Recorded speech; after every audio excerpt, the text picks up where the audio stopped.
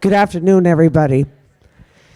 As you know, we live in a litigious society, so unfortunately I have to make an not unpleasant, but necessary announcement. If for any reason you need to cross the floor in the course of the lecture, would you duck so that you're not captured on the camera? Because if you are, we have to get a release form from you to be able to publish the lecture on YouTube. So let's avoid that. Really, we don't want to make things any more complicated than they already are. Dr. Afridi is an associate professor of religious studies at Manhattan College and adjunct professor at Gratz College. She is the director of the Holocaust, Genocide, and Interfaith Education Center and serves as an advisor to the United States Holocaust Memorial Museum. Dr. Afridi earned her Ph.D. at the University of South Africa. Her recent book, Shoah Through Muslim Eyes, was nominated for the Yad Vashem International Book Prize for Holocaust Research. She has also written The Role of Muslims and the Holocaust and Collaboration Through Acknowledging the Shoah. Dr. Afridi is an observant Pakistani Muslim. To our knowledge, she is the only Muslim teaching about the Holocaust in this country. Her perspective is unique, and her message is very powerful. Please welcome her.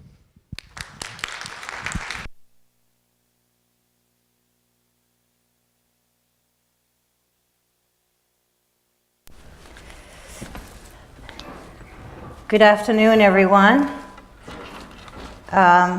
I'd say Assalamu alaikum, shalom, and peace be upon you. Very excited to be here and honored to be here at Sonoma State University. I flew in yesterday from New York, so I'm a little bit tired. But you know, when I see students, I always fire out. It's always something that gives me a lot of inspiration.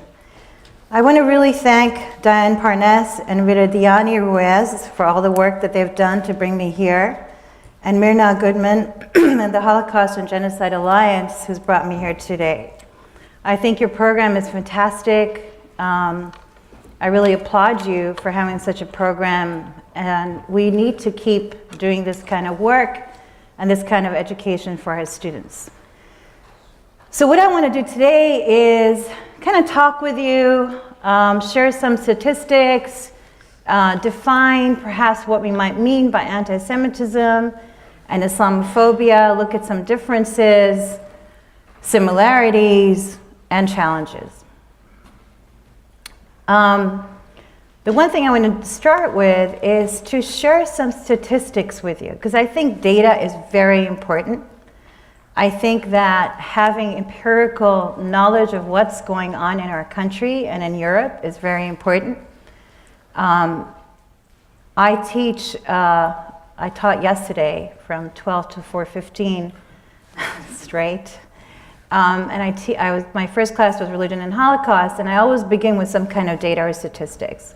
Most of my students in that class happen to be engineers, which is really interesting too, because we're a big school for engineering, but they're great students.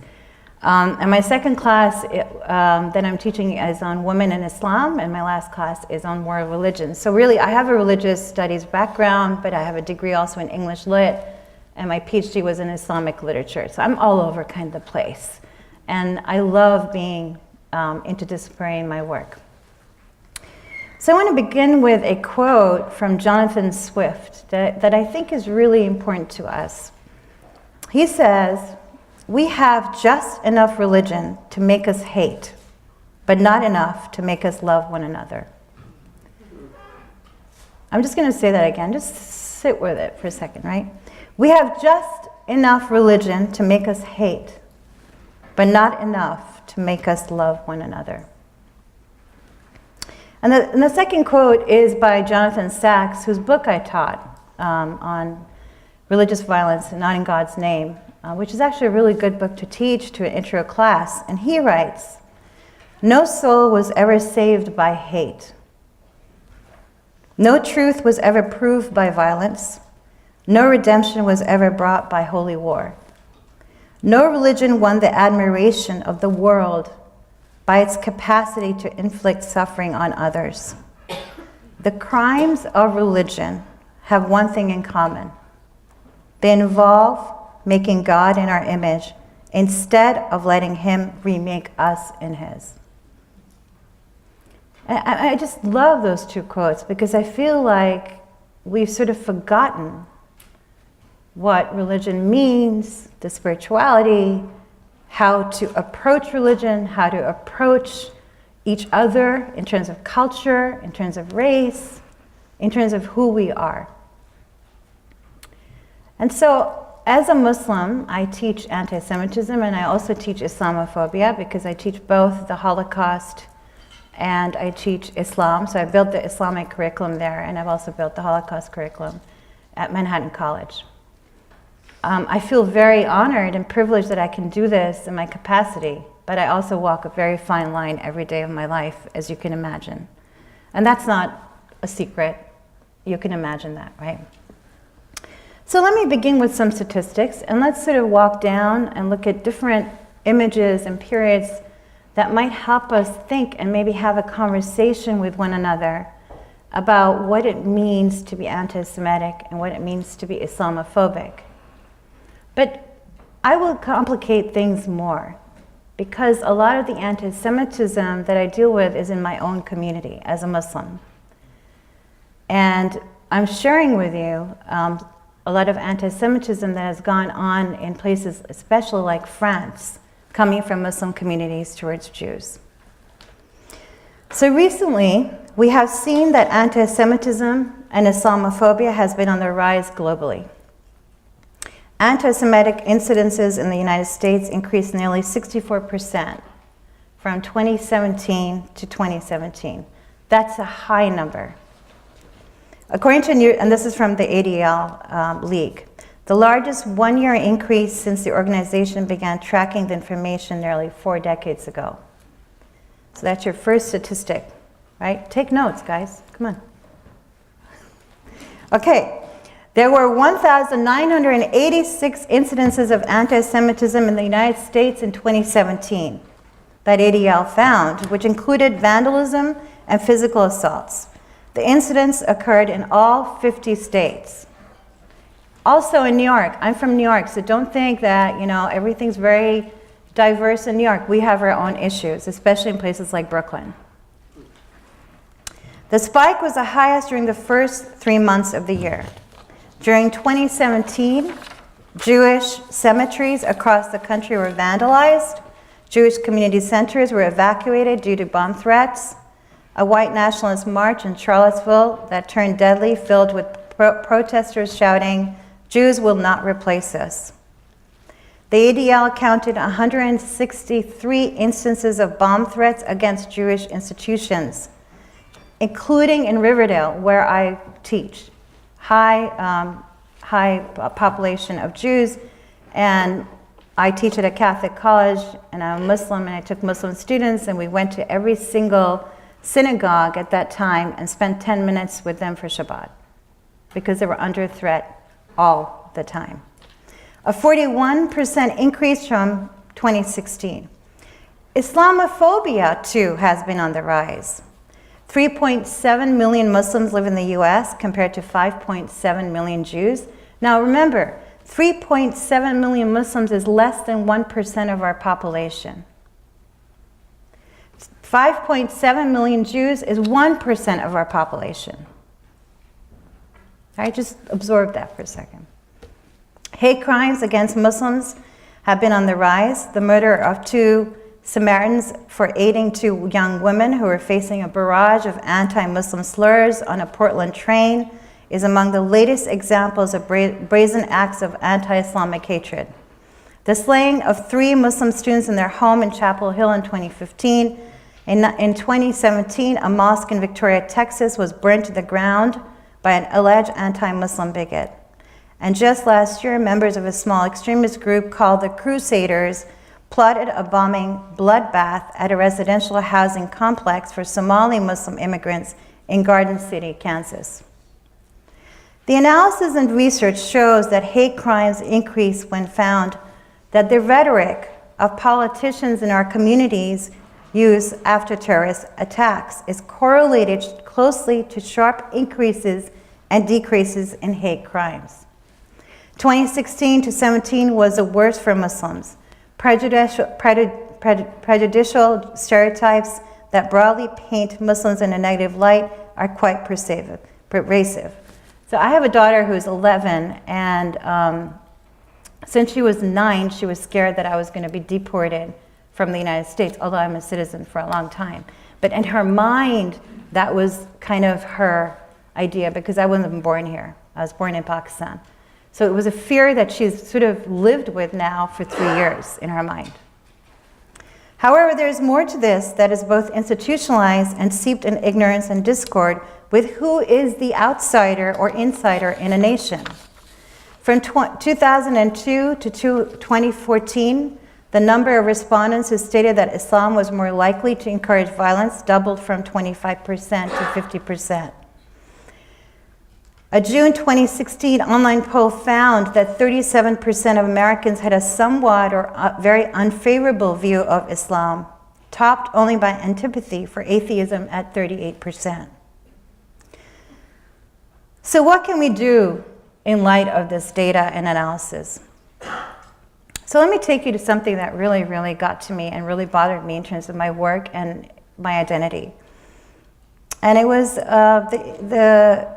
the incident that happened in 2017 where Muriel Noll, an 85-year-old Jewish woman, was found dead in her apartment.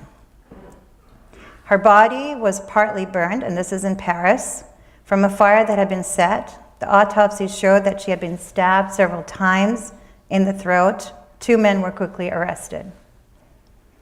One of them was Yassin Mehub, who is the 28-year-old son of the neighbor of the victim, an alcoholic.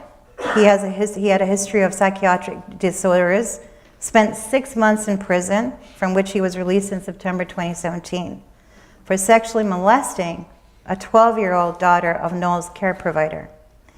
He personally knew Noll and spent the day of the murder in her apartment drinking heavily. In the late afternoon, his sidekick, a 21-year-old drifter named Alex Karimbach, whom he had met in prison, came to the apartment after Mehub had called him. What precisely happened in the apartment is still not clear, with both men accusing the other of having killed the elderly lady and then setting the fire. Karambas confirms that he heard Mehub yell, Allahu Akbar, right, which means God is great. Yassin swears that Alex is the murderer. The tragedy of this murder of Muriel Noll was that she was a child when she barely escaped the July 16 and 17, 1942 Venice roundup, when the French police handed over 13,152 Jews to the Nazi occupiers, who deported them to the death camps. So this really, really struck a chord with me, that this is a Holocaust survivor. Now, and she's with her neighbor's son, who she trusted, and she gets killed. Now, we don't really know what the story is, but it was a very big story in France. And because of this story, at that time, there were people who suggested that Muslims should change their Quran, that they should change and reform their Quran. And then, you know, the stories keep going, but there's stories that we don't hear that are very positive, which is in the grocery store when Jews were attacked in the grocery store in Paris, there was a Muslim who rescued them in the freezer, right? A Muslim attacked them and a Muslim rescued them. So this is why I want to complicate things for you, because we can be, as you must know, rescuers, bystanders, perpetrators, and victims. And what we choose to do is really important in these circumstances. And this is from Europe, just one more thing. Islamophobia has become the most commonplace expression of racist prejudice in Germany. There is now considerable evidence that a growing proportion of the population in Germany not only holds these views, but is prepared to translate them into multiple forms of political action.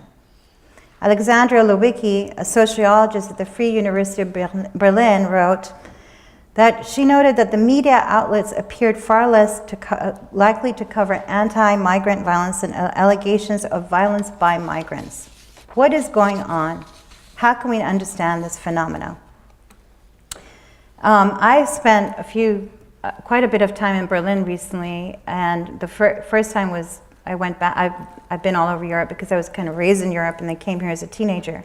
But when I went to Berlin, I had written the response to The Sunflower, which is a book by Simon Wiesenthal. So they asked me to give a response as a Muslim about forgiveness, and I did. And there was a release of the book. It's only in German still. We're trying to translate it into English. And I was at the Berlin Literature House, and my friend was hosting me, and she took me out to a restaurant, and I met some Germans there, and they said to me, she was really proud of me. She said, "Oh, look, this is my friend. She's here from New York. She's Muslim, and she does this stuff." And the responses were really horrifying. And the responses were, "You can't be a Muslim, you don't wear that thing on your head. But perhaps you could assimilate better." And the second response, which really horrified me, was, "Don't you have anything better to do than to study the Holocaust?" So, and this is 3 years ago, right? And every time there's been this sort of pushback in terms of who I am. So I wanted to share just those things to you to give you sort of a broadness about what I'm saying, right? And this is not something that is mythological, but these are indeed facts. What we sometimes live is this mythology, and that's why we have these problems of anti-Semitism. This is why I have the problems of Islamophobia. So if you can just turn the slide, Kyle. And thank you, Kyle. I forgot to mention you in the beginning. You helped me set up too. So this is my center. I run the Holocaust, Genocide, and Interfaith Education Center. I'm the director there. We do programming and lessons on the Holocaust, and we do programming on genocide. Right now I'm working very hard with Elliot Engel to do something about the Rohingya Muslims in Myanmar, because the resolution is going to pass very soon. It's very hard to get these meetings going, but then it actually helps because you're right in front of them and you're advocating for something. The other thing we do is interfaith education, and I've built programs between survivors in our community with my Muslim students. I'm the Muslim students advisor as well, and my Catholic students, to work with survivors for a whole year and get to know their story. And it's really fascinating because they're different ages, they're different socioeconomic background, different races, and different religions, and different gender. So it's been an incredible feat. We also do other programs. We bring in Muslims to talk about Islamophobia. We do a lot of programming in terms of Kristallnacht and Yom HaShoah. We always have 2 or 3 programs. So I don't know how I do this all, but I do. So we do 10 programs a year that are around these areas. So I just wanted to introduce that so you would know a little bit about what my other work is outside of being just a scholar and academic, right? All right, next slide, please. This is something I think is really valuable. Every winter intercession, I teach in Venice, Italy, where there is, which is the oldest ghetto in the world, 1516. We went there for their anniversary. I've been teaching it. Even I just taught this last winter intercession. Why is this an important story for you? Because today in Italy, there is a lot of Islamophobia and a lot of backlash against Muslim migrants that are waiting in the south of Italy to go to either Berlin or to places that will take them. There's also a lot of anti-Semitism in Italy. There's also this huge national revival. And what I have my students do is we study the Jewish culture of the ghetto at the time, from the 15th all the way up to the 18th century. And then we look at people who were removed from that ghetto and taken to places like Auschwitz and Dachau. But then in the end, they're also looking at the new face of the Muslims, right? And we do this comparison of different historical moments of anti-Semitism and Islamophobia. And I think that becomes very useful as an example. So if you're going to look at a project, you're going to look at a place, you want to take maybe 2 different historical moments. Sometimes you can't compare things fully, but you can take things from different times and look at them in a way that makes sense today. Okay, next slide. I think there's So a very good friend of mine is Lenore Rosenberg. She's the wife of the Orthodox rabbi who was actually originally from Libya. They're actually leaving, I believe, this month. They're going back to Rome. On your right is the director of the Islamic Center, and they both came to speak to my classes. There is no space for Muslims to worship in the whole Veneto area because they will not allow mosques to be built anymore.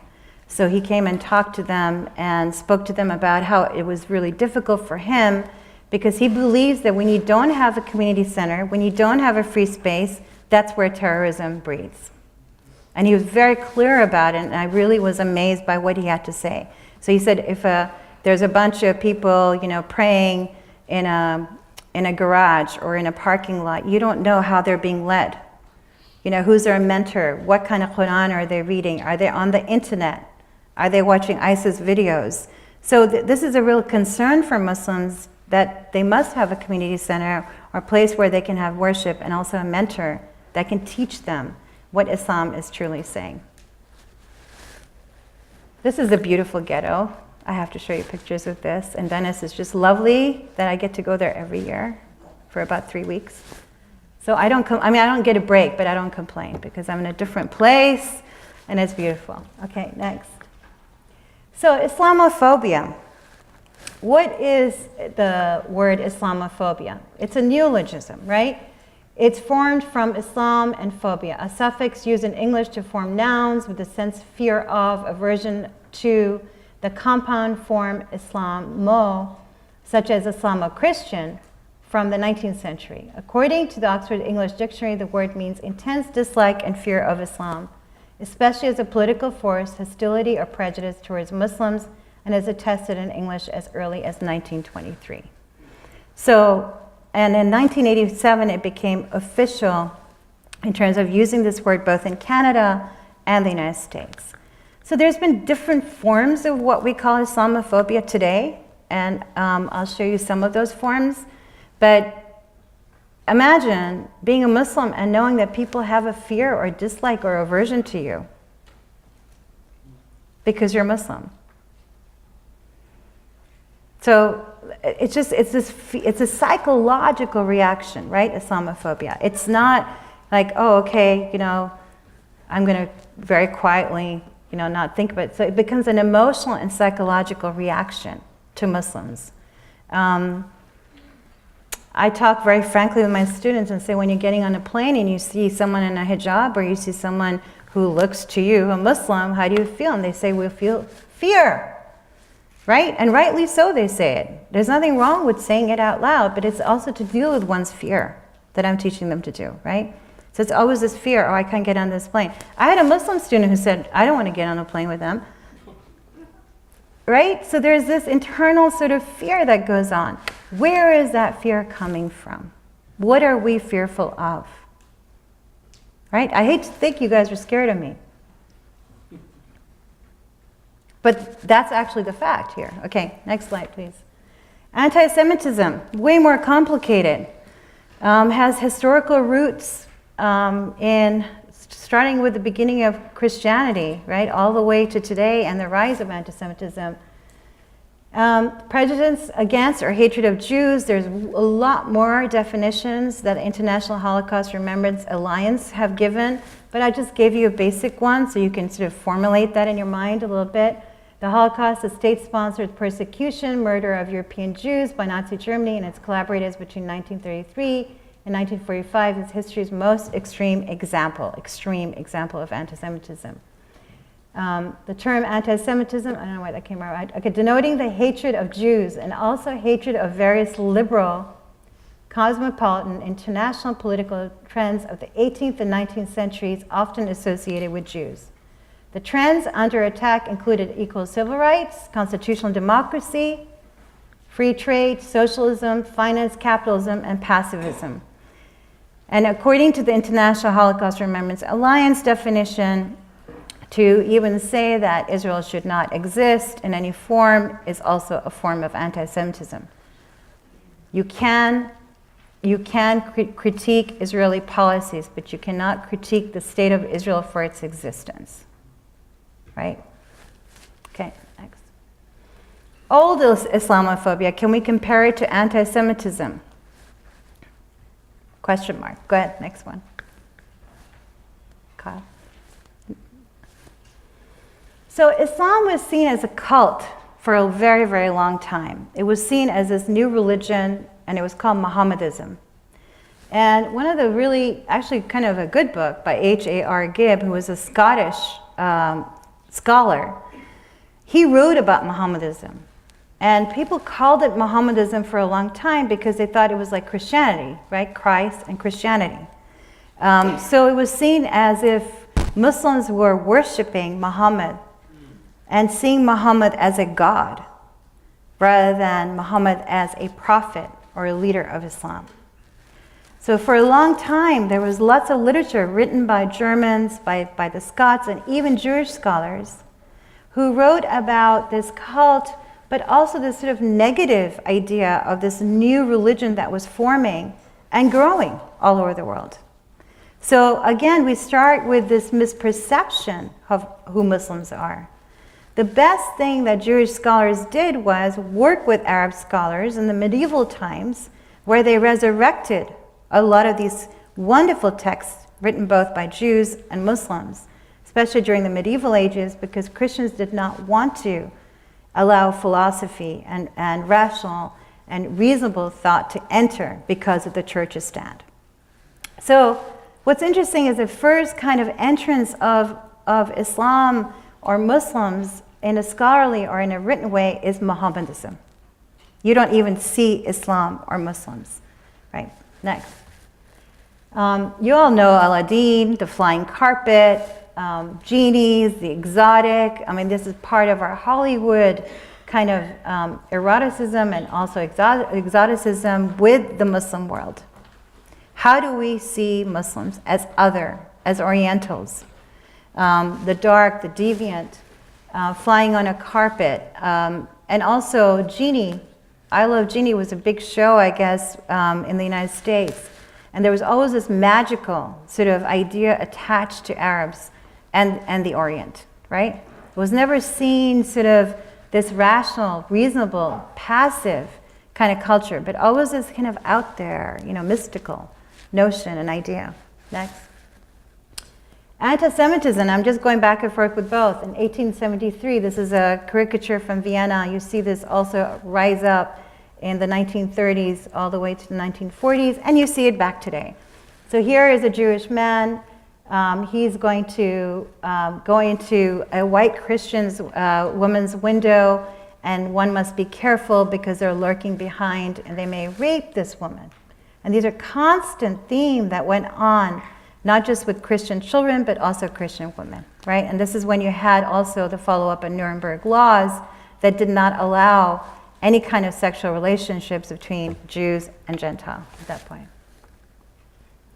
Deicide, the killing of Christ. Jew was seen as against the Christians in the West. You see lots of images, lots of depictions of Jews as trying to kill Christ, kill the West, kill Christianity, and also demonized in these pictures, right? And then you see already forming this idea of how a Jew is supposed to look like, the myth of the Jew, right? And always kind of lurking somewhere in between these figures that are very, very important historically to Christians and to the European colonists as well. Next. Similarities, colonialism. So both Jews and Muslims also had very shared histories. They were living under colonization for very long together. Jews, as you know, did not have a nation or state until 1948 officially. And Muslims had states, and lots of Jews lived in Muslim lands, but also under Christians. Lots of Jews had to flee from the Arab world, unfortunately. And what we miss in terms of our own historical consciousness or teaching is what happened between Jews and Muslims under colonial rule. Diane mentioned I'm teaching a class at Gratz College, and I'm teaching doctoral students, and we're working on colonialism in North Africa during World War II. And we're looking at the status of Jews and the status of Arabs under the French Vichy government, which is never really talked about. So the Arabs were seen as indigenous and were not given a citizenship, and the French were for a while, and then their citizenship was taken away. So it was almost this divide and conquer under colonization, which is a very important thing to look at when we talk about Jewish-Muslim relations, but also anti-Semitism and Islamophobia, because that's where it begins. There's always this hierarchical idea of how we think about Jews and Muslims under colonization. Actually, can you go back to that for a second? Okay, so on the left side, I love this photograph. This is from Tunisia. This is a Tunisian family. If I didn't have Jews up there, you probably would say those look like Arabs. And then on the right side, there's a woman, and I love this photograph of her reading Le Monde, which is, the French paper, and she's sitting there in hijab, and she's probably upper class woman, right? So she's literary. So I wanted to show these images to show the kind of intersections of these cultures, right? The French with the Jew, and the Tunisia, and then she's sitting there reading in a French newspaper as an Arab woman. Thank you, Nisa.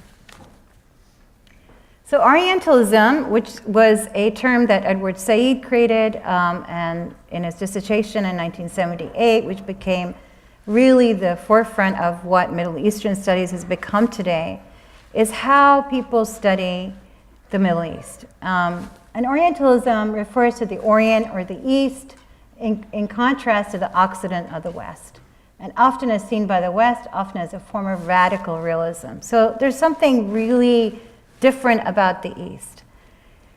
Occident and Orient, East, West, these are problems that we have in terms of how we think about the other, right? You think of East, you think of something different, outside. You think of West, you think industrialized, civilized, technologically advanced. All of these paradigms are still very much entrenched in us, including myself. I'm not excluded from any of this. So one of the ways that I sort of look at this is that there are all these embedded ways that we are seeing not just each other as Jews, Muslims, Americans, or other, but also in terms of the world order, how we order our world in terms of this. Okay.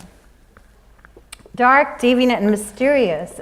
First Muslims in America were African slaves. I don't know if you know that, but the history goes back to the 1600s. I teach a class called Muslims in America where we start with that.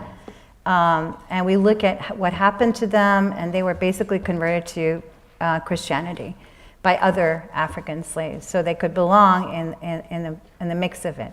In America, we have really the first kind of understanding of Muslims through the Nation of Islam, which is not mainstream Islam. And so that also adds to a different element of how Islam is seen, more militarily, more segregated. But Elijah Muhammad, who is the head of Nation of Islam, is not the head of majority of the 1.5 billion Muslims that we talk about all the time. So that's another historical issue that we have.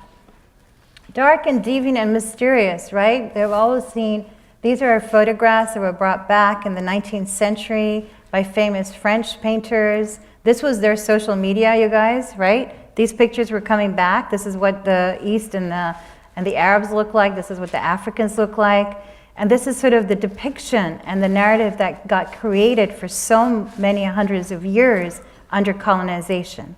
So there wasn't really, especially the United States, we really didn't have that much contact with what we call the Islamic world. And sadly, if you analyze our political idea of the Middle East, our first kind of contact was in the 1970s with Iran, and it was very negative. And if you trace it, and if you're in poli-sci, if you trace these things, and you look at from the 1970s all the way up to today, it's always been this tense political relationship, right? It's always been in this political frame. That's why Muslims are fearful politically. But it's been entrenched in this relationship that we've had with what we call the Muslim world, whether it's Iran, whether it's Iraq, whether it's Afghanistan, whether it's Pakistan, whether it's Syria. all these countries. I mean, since you've been born, we've always been talking about these issues over and over again. Okay, next. Muslims in colonial India. So majority of Muslims are Asians, like myself. I'm an Asian Muslim, not an Arab Muslim. 20% of Muslims are Arabs. So here we have, again, our racialization of the Muslim, the Arab, right? Especially an Arab male or an Arab woman behind the veil. Wow, that kind of rhymes. But Muslims in colonial India were also under colonization for a long time, right? Hindus and Muslims and Sikhs and other populations. But India, Pakistan, and Bangladesh have the largest population today, and the other country is Indonesia. So our whole idea and perception of Muslims is completely in a different vein, right? We're looking at Arabs as centralizing the religion, whereas the religion is really different, and there's very syncretic religious culturally, because as someone who's from Pakistan, we've picked up a lot of things from the Hindu tradition and vice versa. So it's very eclectic. It's not as homogeneous as we see mainstream Islam to be, right? So again, breaking those stereotypes of how we see this world that is outside of ourselves. Medieval depictions of Jews, evil and disposable. I mean, this is the most frightening thing. You see this in medieval art all the time. That Jews are disposable, they are not to be there, they kill Christ, they're evil, they will steal things, they will conspire, they will hide. One of the stereotypes my students have of when we do Judaism is that Jews stick to one another, right? That's their stereotype. They're always, in their own communities. But they can never understand that one of the ways that Jews had to stick together is because there was nowhere for them to go, and to practice their religion, right? They weren't allowed to practice their religion in the open. And this is not during the Holocaust. I'm talking way pre-Holocaust. So there was always this depiction that somehow the Jews were worshiping, sacrificing, and the blood libel was a real fact in people's minds, which is a myth, as you know. And the blood libel was taking a Christian child, sacrificing the child, and using the blood for matzah. And these were real beliefs that people had. Unfortunately, the blood libel became popular in Egypt in the 1990s, where they made a drama and a serial about the blood libel, and actually kind of based it on the European antisemitism in a TV series. So that's infiltrated places like Egypt as well. Next. Warriors in the sand. Of course, Muslims are always seen as warriors, barbarians.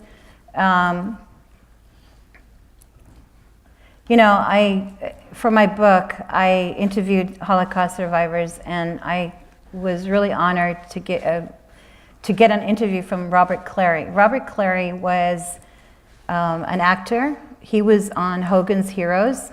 This is before my time, and he was the French chef in the kitchen. I don't know if you remember that show. Some of you may. And he came out very much anti-God and anti-religion. He's still alive, by the way. He lives in Los Angeles. This is when I was in LA. And he said to me, "What is a nice girl like you doing being a Muslim? Aren't they barbaric, and don't they treat you badly?" And this is, I loved him, right? The interviews there, you can read in my book, but this was sort of his image of what Muslims were like, right? And this is a Holocaust survivor who survived both Dachau and Auschwitz. So how do you put that into context? What do you do with that, right? And how do you talk about that in terms of us actually having an exchange and humanizing each other at that moment, right? Okay, next. Oriental, Asian, and Muslim. So Orient is always seen as Southeast Asian, but it's also part of Asia. A lot of Orientals are Muslims. In China, there's a huge population as well. In Singapore, there is as well. Indonesia as well. So again, breaking those stereotypes of how we see these images compressed into one. But there's a huge world out there of Muslims and their diversity. The stingy, conspiring Jew. This image was found in posters last year. This is your typical poster that you will see the alt-right and nationalists put out all over the country. It's also a caricature that you see in the Arab world very frequently when it has to do with Israel especially and violence. And then if you go to the next slide, you'll see something that was just put out in 2018. So back to Israel Jews, you see the same kind of figure, right? And this is a real poster that was found.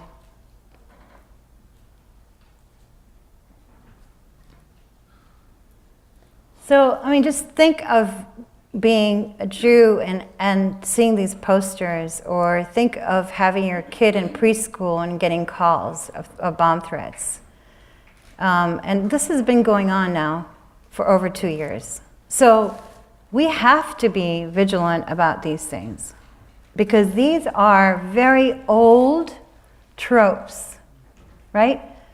You understand tropes? These are old anti-Semitic tropes that are now re-emerging and resurfacing today, which is very problematic and very complex. And same with Islamophobia. There's all these old tropes of the Arab, the backward, the terrorist, the person who can never be rationalized. They just care about their piety and Sharia law. Next one.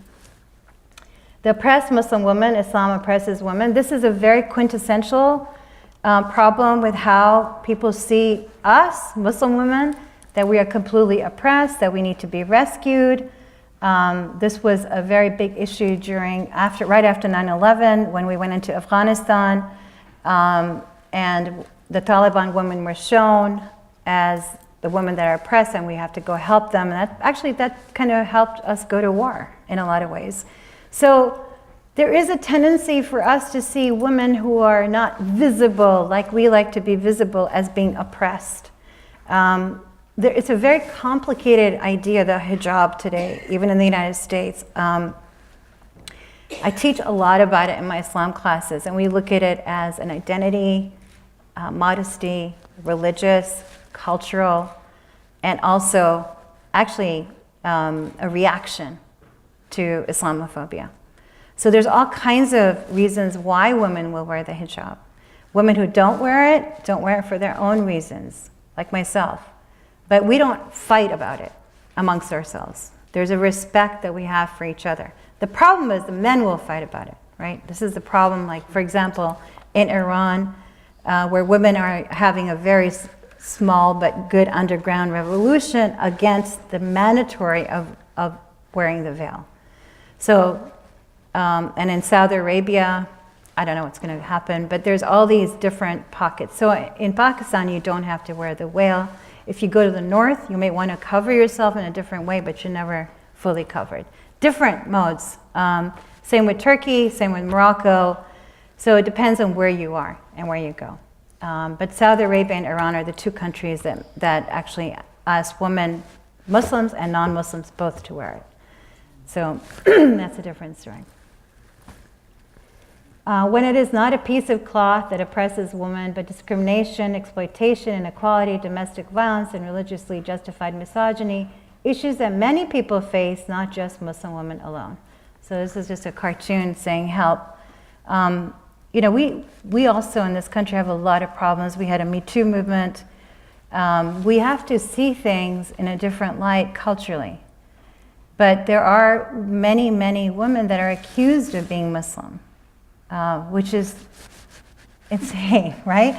I mean, why are you Muslim? Why don't you become a Christian or a Jew, or why don't you just become secular? But there's also the idea that somehow Muslim women don't have any agency. And I think we need to start thinking about that and start thinking about what that means. You know, as a Muslim, there have been more Muslim female presidents and prime ministers than any other in terms of countries in the world. So that's another thing, that there are women in power, there are women in government. In Egypt now, in their parliamentary system, there's 52 women, which is the highest it's ever been. So it's a very mixed pot, right? It's a very mixed pot in the Muslim world. It's not clear-cut, okay, but the patriarchy is what the Muslim women are fighting against in terms of rules and regulations and traditions that women want to change internally in these countries. So this is a very big part of Islamophobia that I deal with all the time in terms of being a woman. Next. Okay, differences perhaps. Oldest hatred towards a religious and ethnic group, which is true. People would like to argue with me about that, but it is actually documented. And then Islamophobia, fear of Muslims, defined in 1987, a relatively new word, although it had Orientalism, it had feelings of anti-Arab or anti-Muslim sentiment. 18th century term allocated only to Jews. Let me stop there. Now, I have a lot of Muslim and Arab friends that argue with me that anti-Semitism can be Arab. So, Semitic is a language, right? Semitic language. People who speak the Semitic language. So it could be an Arab, or it could be a person who speaks Hebrew. But the thing that they're missing is that in the 18th century, it was coined only for Jews. Only for Jews. So if you were an Arab living in Russia, which there were Arabs, or you were living even in Germany, you wouldn't be seen as Semitic, right? So one of the things that one has to look at is how terms have been used and how they have been used to persecute people. Not just how they've been used, but to persecute. And there have been many Arabs that have been persecuted, but not under the guise of anti-Semitism. So I just wanted to make that clear. Israel, the nation of Israel, is one of the monumental things for people to attack in terms of looking at anti-Semitism. When sometimes people talk about Israel, they can be anti-Semitic, at times they're not. So we have to be careful how that's used. Sometimes it's used in a very extreme way, where there's no understanding of Israel or the nation of people. But you can't educate billions of people on what that means theologically either, right? And then power, right? Always Jews are more powerful than everybody else. They have power and lobby. These are all old tropes, right, that we've seen. Money, all Jews are rich? No. I mean, my students still believe that. They're Catholic mainly. But they still believe that all Jews are rich. It's unequivocal with them. Right? Then you have in Islamophobia, lack of understanding of Islam. Always, that's the first thing that comes up. Anti-Sharia law, anti any kind of Islamic understanding, right? That somehow, without even knowing about Muslims, you're already fearful of this religion, somehow. Terrorism is always associated with us in some form or not, and some of it is because there has been terrorist attacks from the Muslim community or the extremist Muslim community. There's oppression that people see associated with Islam, and the fear of the increase of the Muslim population. That I hear all the time. It is still the fastest growing religion in the world, including in the United States. So everyone should get scared. No, I'm just kidding. I just want to wake you up. But okay, next. Okay, challenges. Okay, anti-Semitism, Islamophobia is worldwide, right? In the city where I was born, Karachi, Pakistan, the last Jewish woman died in 1997. There is a Jewish cemetery there that there's a friend of mine that's working on preserving it. We don't really know who uses it, but it's like a very big secret. We don't think there are any Jews, and if they are, they're hiding, right? They're not revealing their identity. However, when I go to visit my family and there's a bomb in the city, the Jews did it. In Karachi, I'm like, what would they be doing in Karachi? I mean, what? Not even. I mean, clearly this is a problem, but there's no logic, there's no sense.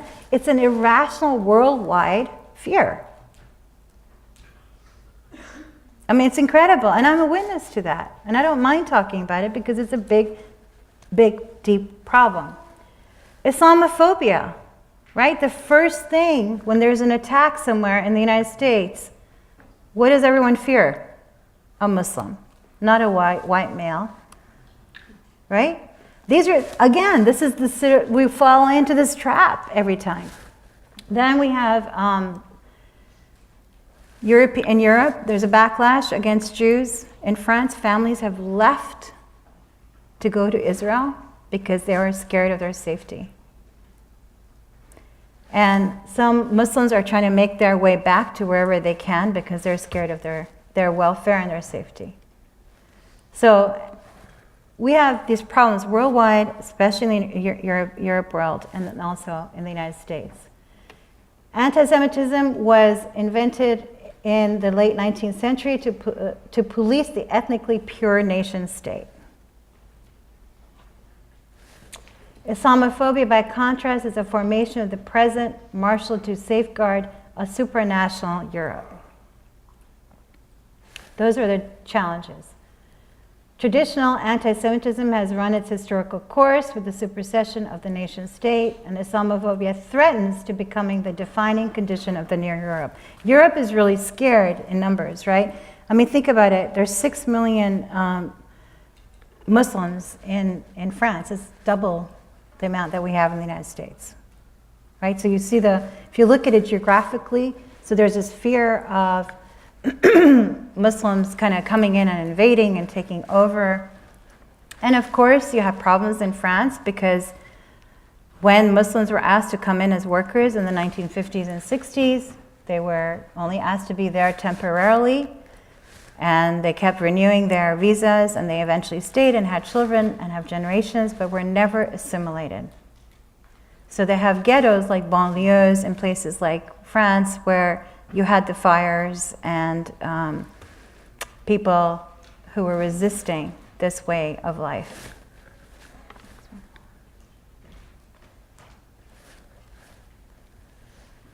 Here's a challenge that I deal with. Jews don't want peace. This is a cartoon taken from an Arab paper. Right? So this is where I fall. Like, I do a lot of work on Jewish-Muslim relations, so we're talking about anti-Semitism and Islamophobia, not necessarily against each other, but in the global world. But when it comes to Jews and Muslims, we have this issue. Next slide. And the challenge is Muslims want to exterminate Jews. To-do list: buy cat food, get mustache trimmed, kill the Jews. Right? So here you have these two minorities, and they have this sort of idea of mistrust unequivocally of each other. Right? And you see these cartoons in different places, on different sides, at different moments, whether it's politics or whether it's a historical moment. And this is really challenging. This is part of the challenge that I'm talking about. Yeah,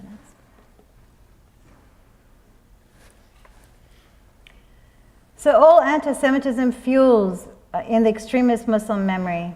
There's a really wonderful book by Gunther Jekeli, and he did interviews in UK, France, Germany, and different places, interviewing young Muslim males and asking them why they were anti-Semitic. And part of what this shows you is that they really don't know. They really have no historical basis of why they're anti-Semitic, but they've heard about it. Something happened at the time of Muhammad. We're not supposed to trust them, but it's all very wishy-washy. So in a sense, his book showed that yes, there's anti-Semitism, but it's not really in any kind of fact, and most of these young males don't even know. So it's a kind of this mythology that runs in their tradition with no real basis. So he says, we have a history with them. This is a young Muslim male.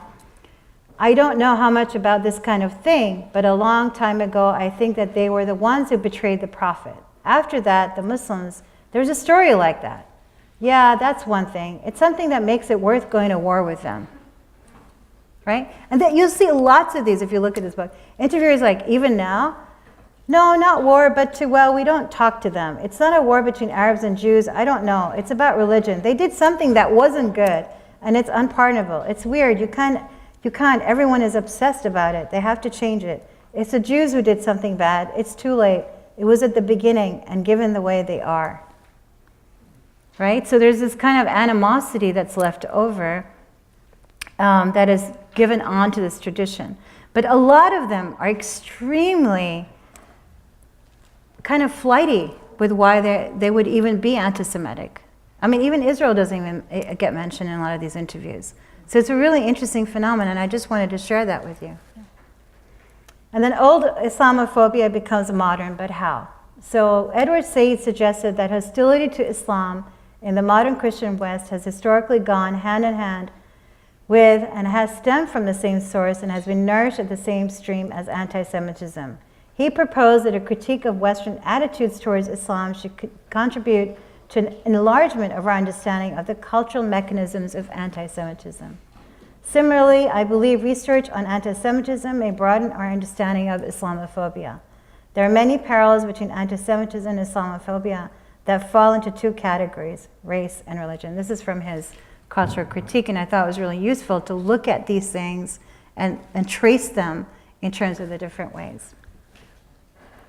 Different stories. Okay, now here are two photographs, and if you look at both of them, I mean, one photograph is Jewish and one is Arab. And just look at it and tell me which is which, or think about it. I can tell you.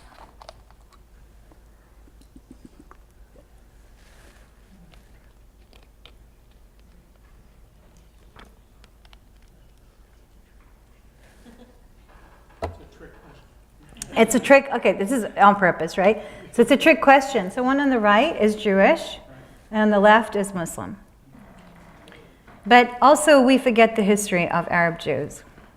And I think that's really important here in terms of looking at colonization, what happens. And Muslims definitely forget that. So that's another thing that I work on and try to bring that up as, even if it's about North Africa and World War II, it's there. It's part of the fabric, yeah. Oh, piety. Another stereotype we have today, that all Jews are praying all the time, they're in synagogue, and they're doing Shabbat, and they're just, everyone is pious. Same thing with Muslims, right? Every Muslim prays 5 times a day. Every Muslim fasts during Ramadan. Every Muslim goes to Hajj. Muslims and Jews are just like everybody else, right? I have this saying where I say I'm a 3-pillar kind of girl. There are 5 pillars in Islam, right? And what I'm trying to say is, of course, I believe in my 5 pillars, but what I'm trying to say is that Jews or Muslims are not more pious. They're not sitting around on their prayer rugs. They're not standing at the Wailing Wall, but they're human beings. They're ordinary. They have lives like you do, like everyone does. So there are different levels of religiosity between these groups. And there are secular Jews and there are secular Muslims. And there are atheist Jews and there are atheist Muslims, and they culturally have their own culture. So we also have this stereotype about Muslims and Jews that is very much about they are so religious, they are so pious. And we need to sort of think about, no, not really. They're not that pious. They're like us. That means they have different levels. That's what I mean.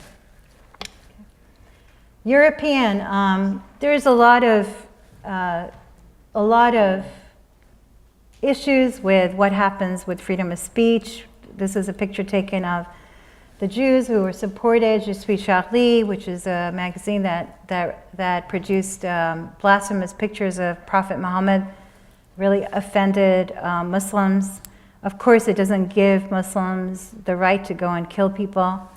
But it became a very, very big issue in terms of looking at freedom of speech in France, and also looking at freedom of speech in terms of religion and the secular world, right? So France is very heavy on its secular laws. And the French laws, the secular laws, affect both Jews and Muslims in terms of kosher food, halal food. Also, circumcision has been a big, big factor and a big discussion of outlawing that as well. So, European Jews and Muslims have a very different set of issues. What we have here that we need to sort of cherish is the freedom of religion. And we don't think about that enough. that we can wear anything, that we can have any law, that we can have mosques and synagogues. But we forget that all the time. And I think that's the most beautiful gift we have in this country. Next. Religious right. So Muslims, no democracy, we want just Islam. Jews who really don't want to deal with the other, who don't want to have any confrontation with other Palestinians or even people in the United States. So there's, again, this extremist view of the two, right? And that gets propagated on both sides and all sides. The extremist Jew, the extremist Muslim. There are many, many images of this. If you watch some images from the Arab world, you'd be horrified because you just see this sort of like IDF soldier just killing. And then on the Jewish propaganda, you see Arab Palestinians are a terrorist. So you can look at that in a very acute way. You don't see the two collaborating and cooperating like they are in places like Israel and Palestine. And that story is completely removed from the narrative. Okay. Great things are happening in America. There's advocacy for each other, right? Jews against Islamophobia. And this is a picture of Muslims in solidarity with Jews at post-Pittsburgh shooting. And there's also a council that I belong to, which is the Council for Muslim and Jewish Relations, biggest partnership between American Jewish Committee and Islamic Society of North America. And we do a lot of advocacy work. And one of the things we do is we fight for each other's rights in terms of antisemitism and Islamophobia. I mean, maybe this all sounds really negative, but I live in a world where people really are working together and are not pulling each other apart. And I want you to enter that world because I get to live in it. And I get to live with people even in Palestine, Palestinian territories, working, Israelis working in their territories, Israeli taking in Palestinians as victims, and vice versa. Palestinians wanting their kids to assimilate, wanting them to go to Israeli schools. So there's a lot of really positive work that is going on. But it needs more voice. It needs more numbers. And that's called advocacy. I think that's it. Oh. Refugee, other different periods of history. This is Jews pre-Holocaust and refugees. And this is a kind of headline talking about how Muslim refugees are not wanted at all, right? And I have to say, when the Muslim ban was talked about the first time, now it's been passed, the first time I was in New York City and we went down and there was a demonstration. And the majority of the people who were against the Muslim ban were all Jews. It was unbelievable.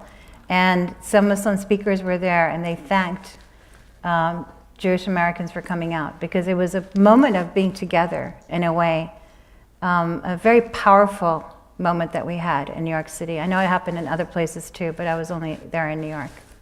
Okay, next, I think that's the last. Okay. So unfortunately, anti-Semitism is alive. This is in Belgium, 2019. This was just on Sunday. And I thought we'd stop and just take like some comments from the students when they look at this and what they see. What do you see up here?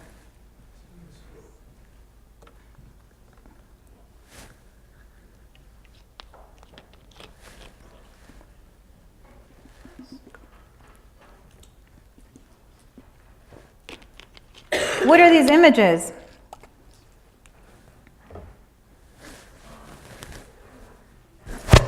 Oh, sorry. Just mess this up, sorry. What are these images? Yes? The one on the right, looks like it says, I'm guessing it has to do with the word saboteur, but kind of looks like it plays into the idea that Jews are running everything behind the scenes and they're like causing issues in the government and finances. Mm-hmm. Okay, good. I mean, if you look, I don't know how closely you can look, but there's bags of money. There is also a rat on the shoulder, and they're dressed as Hasidic Jews, right. And this is a carnival that they had, yes? Oh, that was going to be my question. Is this some sort of parade or public event? Where's this? I mean, obviously it's in Belgium. It's in Belgium. It's a carnival. And so The people who created this were interviewed, and they basically don't have any remorse. This is what they intended. Yeah. What does it mean? This what? The word at the bottom of the list. This is the truth. This vishuman.